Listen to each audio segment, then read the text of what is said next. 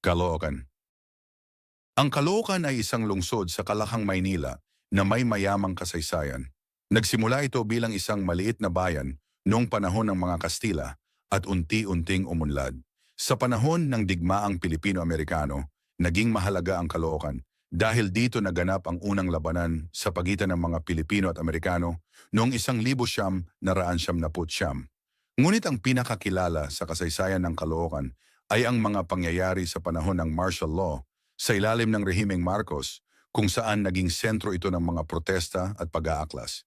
Sa kasalukuyan, ang Caloocan ay kilala bilang isang densely populated na lungsod na may iba't ibang komunidad at kultura na nagsisilbing tahanan ng maraming tao.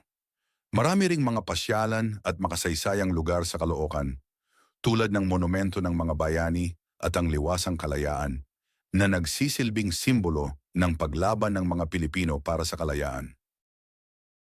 Salamat sa panonood.